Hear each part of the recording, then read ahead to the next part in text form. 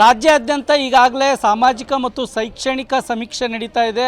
ಅದೇ ರೀತಿಯಾಗಿ ಬೆಂಗಳೂರಲ್ಲೂ ಕೂಡ ಈ ಒಂದು ಸಮೀಕ್ಷೆ ನಡೀತಾ ಇದ್ದು ಎಲ್ಲ ಜಿಲ್ಲೆಗಳಲ್ಲಿ ಕೂಡ ಈಗಾಗಲೇ ಗಣತಿದಾರರು ಸಮೀಕ್ಷೆಯನ್ನು ಮಾಡ್ತಾ ಇದ್ದಾರೆ. ಕೆಲ ಗಣತಿದಾರರು ಸಮೀಕ್ಷೆಯನ್ನು ಮುಗಿಸಿದ್ದಾರೆ. 60 ಪ್ರಶ್ನೆಗಳುಳ್ಳಂಥ ಈ ಸಮೀಕ್ಷೆಗೆ ಈಗ ಆರ್ಯ ವೈಶ್ಯ ಮಹಾಸಮಾಜದಿಂದ ಈಗ ವಿರೋಧ ವ್ಯಕ್ತವಾಗ್ತಾ ಇದೆ. ನನ್ನ ಜೊತೆ ಮಾತಾಡಲಿಕ್ಕೆ ಆರ್ಯ ವೈಶ್ಯ ಸಮಾಜದ ರಾಜ್ಯಾಧ್ಯಕ್ಷರಿದ್ದಾರೆ, ನಾನು ಅವ್ರನ್ನೇ ಮಾತಾಡಿಸ್ತಿದ್ದೀನಿ. ಸರ್, ಈಗ ಸಮೀಕ್ಷೆಯಲ್ಲಿ 60 ಪ್ರಶ್ನೆಗಳು ಇಟ್ಕೊಂಡು ಸಮೀಕ್ಷೆಯನ್ನು ಮಾಡ್ತಾ ಇದ್ದಾರೆ. ಎಲ್ಲ ರೀತಿಯ ಪ್ರಶ್ನೆಗಳು ಕೂಡ ಇದ್ದಾವೆ. ಅದಕ್ಕೆ ನಿಮ್ಮ ಸಮುದಾಯದಿಂದ ವಿರೋಧ ಕೇಳಿ ಬರ್ತಾ ಇದೆ ಅನ್ನುವಂಥ ಮಾತಿದೆ. ಯಾಕೆ ಈ ಸಮೀಕ್ಷೆಗಳು ಸರ್ಕಾರ ಕೊಟ್ಟಿರುವಂಥ ಸ್ಟೇಟ್ಮೆಂಟ್ಗೆ ಪೂರಕವಾಗಿಲ್ಲ? ಇತ್ತೀಚೆಗೆ ಸಾಕಷ್ಟು ವರದಿಗಳು ಬಂದಿರುವಂಥವು, ಬೇರೆ ಬೇರೆ ಜನ ಮಾತಾಡೋದು, ಬೇರೆ ಬುದ್ಧಿಜೀವಿಗಳು ಮಾತಾಡಿದಂಥವು, ಮಾನ್ಯ ಉಚ್ಚ ನ್ಯಾಯಾಲಯದಲ್ಲಿ ಮುಂದೆ ನಡೆದಂಥ ವಾದ ವಿವಾದಗಳನ್ನ ನೋಡಿಕೊಂಡಾಗ ಈ ಸಮೀಕ್ಷೆಗಳ ಮೂಲಕ ಸರ್ಕಾರ ಬಯಸಿದ ಸ್ಪಷ್ಟವಾದ ನಿಖರವಾದ ಮಾಹಿತಿ ತೊಗೊಳಕ್ಕೆ ಸಾಧ್ಯ ಇಲ್ಲ ಅನ್ನೋದನ್ನು ಕ್ಲಿಯರ್ ಆಗಿದೆ. ಅದು ಇಲ್ಲೂ ಕೂಡ ಮತ್ತೆ ನಾವು ನೋಡ್ತಾ ಇದ್ವಿ, ಹಲವಾರು ಮಠಾಧೀಶಗಳು, ಬೇರೆ ಬೇರೆ ಜಾತಿಗಳು, ಸಮುದಾಯಗಳು ಅವರವರೇ ಮೀಟಿಂಗ್ಗಳು ಮಾಡಿದಾಗಲೂ ಕೂಡ ಏನೇನು ಅದರಿಂದ ಬಂದಿರೋಂಥದ್ದನ್ನು ಕೂಡ ನಾವು ಕಂಡಿದ್ದೀವಿ. ಈ ಒಟ್ಟಾರೆ ಬಂದಾಗ ಹಿಂದೆ ಒಂದು ಸಮೀಕ್ಷೆ ಆಗಿತ್ತು, ಆ ಸಮೀಕ್ಷೆಯಲ್ಲಿ ಸಾಕಷ್ಟು ದೋಷಗಳಿದೆ ಅಂತ ಸರ್ಕಾರದ ಪ್ರತಿನಿಧಿಗಳೇ ಮಾತಾಡೋಕ್ಕೆ ಶುರು ಮಾಡಬೇಕು. ಸಿಟ್ಟಿಂಗ್ MLAಗಳು ಮಿನಿಸ್ಟರ್ಗಳೇ ಮಾತಾಡ್ತಾಯಿದ್ರು. ಇದರೊಳಗೂ ಸಹ ಆಡಳಿತ ಪಕ್ಷದವರು ಮಾತಾಡ್ತಾಯಿದ್ದಾರೆ, ವಿರೋಧ ಪಕ್ಷದವರು ಮಾತಾಡ್ತಾಯಿದ್ದಾರೆ. ಸಾಮಾನ್ಯವಾಗಿ ನಾವು ಹೇಳೋದಂದ್ರೆ ಅವ್ರು ಮಾತಾಡ್ತಾ ಇದ್ದಂತಲ್ಲ, ನಮಗೂ ಕೂಡ ಇದರೊಳಗೆ ಸ್ಪಷ್ಟತೆ ನಿಖರತೆ ಕಾಣಿಸ್ತಾ ಇಲ್ಲ. ಅಲ್ಲ, ಈಗ 60 ಪ್ರಶ್ನೆಗಳಿದ್ದಾವೆ. ಎಲ್ಲ ರೀತಿಯ ಪ್ರಶ್ನೆಗಳನ್ನು ಶೈಕ್ಷಣಿಕ ಇದೆ, ಆರ್ಥಿಕ ಸಂಬಂಧಪಟ್ಟಂಥದ್ದಿದೆ, ಮತ್ತು ಆಸ್ತಿ ವಿವರದ ಬಗ್ಗೆ ಇದೆ, ಜಾತಿಗೆ ಸಂಬಂಧಪಟ್ಟಂಥದ್ದಿದೆ.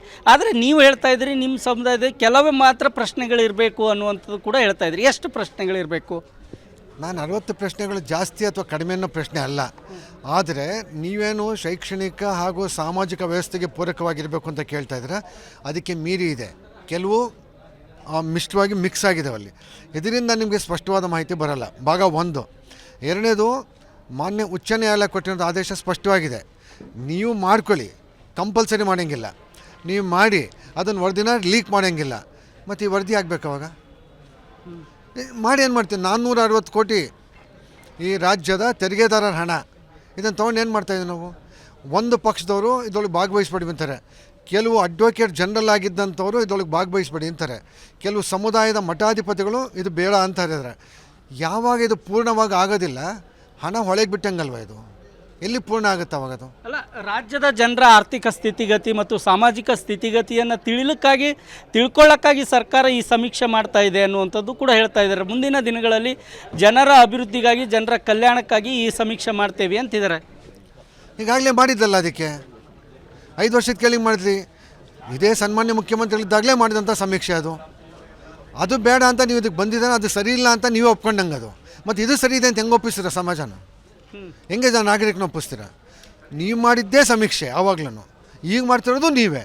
ಆಗ ಮಾಡಿದ್ದು ಸರಿ ಇಲ್ಲ ಅಂತ ನೀವೇ ಒಪ್ಕೊಂಡಂಗೆ ಆಯ್ತಲ್ಲ. ಈಗ ಹೊಸದು ಮಾಡೋದಲ್ಲ, ವಿರೋಧ ಕೇಳಿ ಬಂತು, ಅದಕ್ಕಾಗಿ ಅದನ್ನು ಬೇಡ, ಈಗ ಅದು 10 ವರ್ಷ ಆಗಿತ್ತು, ಹಾಗಾಗಿ ಈಗ ಹೊಸದಾಗಿ ಸಮೀಕ್ಷೆ ಮಾಡ್ತಾ ಇದ್ದೇವೆ ಅಂತ ಹೇಳ್ತಿದ್ದಾರೆ. ಅದು ಕರೆಕ್ಟು. ಮತ್ತು ಅದೇ ವಿರೋಧ ಅದು ಸಮೀಕ್ಷೆ ಆದಮೇಲೆ ಬಂತು. ಈಗ ಸಮೀಕ್ಷೆ ಮೊದಲೇ ವಿರೋಧ ಬಂತಲ್ಲ, ಯಾಕೆ ನೀವು ಅದನ್ನು ಸ್ವಲ್ಪ ಕರೆಕ್ಷನ್ ಮಾಡ್ಕೊಳ್ಳೋ ಪ್ರಯತ್ನ ಮಾಡಲೇ ಇಲ್ಲ? ಅಂದರೆ ಆರ್ಥಿಕವಾಗಿ ಹಿಂದುಳಿದಂಥ ಜನಗಳ ಕಲ್ಯಾಣಕ್ಕಾಗಿ ಸಮೀಕ್ಷೆ ಮಾಡಬಾರ್ದು ಅಂತೀರಾ ನೀವು? ನೋಡಿ, ತಾವು ಕೇವಲ ಆರ್ಥಿಕವಾಗಿ ಹಿಂದುಳಿದವ್ರು ಹೇಳ್ತಾರೆ. ಇಲ್ಲಿ ಜಾತಿ ಸಮೀಕ್ಷೆ ಅಂತ ಹೇಳ್ತಾರೆ, ಆರ್ಥಿಕವಾಗಿ ಹಿಂದುಳಿದಿದೆ, ಶೈಕ್ಷಣಿಕವಾಗಿ ಅಂತ ಹೇಳ್ತಾರೆ. ಅದಕ್ಕೆ ಪೂರಕವಾದ ಮಾಹಿತಿಗಳನ್ನ ತೊಗೊಳ್ಳೋಂಥ ಯಾವುದೇ ಸ್ಪಷ್ಟವಾದ ಪ್ರಶ್ನೋತ್ತರಗಳು ಇಲ್ಲ ಅದರೊಳಗೆ. ಸ್ಪಷ್ಟವಾಗಿ ಇಂಥ ತೊಗೊಂಡು ಹಿಂಗಾಗುತ್ತೆ. ಅದಕ್ಕೆ 60 ಕಾಲಮ್ಮು, 60 ಕಾಲಮಲ್ಲಿ ಒಬ್ಬೊಬ್ರು ಅರ್ಧ ಗಂಟೆ ತೊಗೊತಿರೋದ್ರೊಳಗೆ ನಾನು ಕೆಲವು ಮನೆಗಳಲ್ಲಿ ನಾನು ನೋಡಿದ್ದೀನಿ, ಅರ್ಧಂಬರ್ಧ ಫಿಲಪ್ ಮಾಡ್ಕೊಂಡು ಹೋಗ್ತಾ ಇದ್ದಾರೆ. ಯಾಕೆಂದರೆ ಪ್ರಶ್ನೆಗೆ ಉತ್ತರ ಕೊಡೋಂಥ ಜನ ಮನೇಲಿ ಇರೋಲ್ಲ, ಕೆಲಸಕ್ಕೆ ಹೋಗಿರೋದು ಮತ್ತೊಂದು ಅನಾಕಾರದಿಂದ ಇಲ್ಲ, ಕೆಲವರು ಭಾಗವಹಿಸ್ತಾ ಇಲ್ಲ, ಕೆಲವರು ಕೊಡೋಕ್ಕೆ ಇಂಟ್ರೆಸ್ಟ್ ಪಡ್ತಾ ಇಲ್ಲ. ಅಂದರೆ ಈ ಸಮೀಕ್ಷೆ ಮಾಡಬೇಕಾ ಮಾಡಬಾರ್ದಾ? ಅಲ್ಲ, ಈ ಸಮೀಕ್ಷೆ ಬೇಕು. ಆದರೆ ಸಮೀಕ್ಷೆ ವೈಜ್ಞಾನಿಕವಾಗಿ ಇವತ್ತಿಗೆ ಸಂಬಂಧಪಟ್ಟಂಗೆ ಏನು ಬೇಕು, ಈ ಕಾಲಮಾನಕ್ಕೆ ತಕ್ಕಂಗೆ ಅದನ್ನು ನಾವು ಸಂಕ್ಷಿಪ್ತವಾಗಿ ತೊಗೊಳೋದ್ರಿಂದ ಯಶಸ್ವಿಯಾಗುತ್ತೆ. ನಿಜಕ್ಕೂ ಇದು ಪೂರಕವಾಗಿರುತ್ತೆ, ಸಮಾಜದ ಅಭಿವೃದ್ಧಿಗೆ, ರಾಜ್ಯದ ಅಭಿವೃದ್ಧಿಗೆ ಪೂರಕವಾಗಿರುತ್ತೆ ಅಂತ ನನ್ನ ಅಭಿಮತ. ಇದಿಷ್ಟು ಆರ್ಯ ವೈಶ್ಯ ಸಮಾಜದ ಸಭಾ ಅಧ್ಯಕ್ಷರು ಹೇಳುವಂಥ ಮಾತಾಗಿದೆ. ರಾಯಚೂರಿಂದ ಕ್ಯಾಮ್ರಾಮನ್ ಶ್ರೀನಿವಾಸ್ ಜೊತೆ ಜಗನ್ನಾಥ್ ಪೂಜಾರಿ, ಏಷ್ಯಾನೆಟ್ ಸುವರ್ಣ ನ್ಯೂಸ್.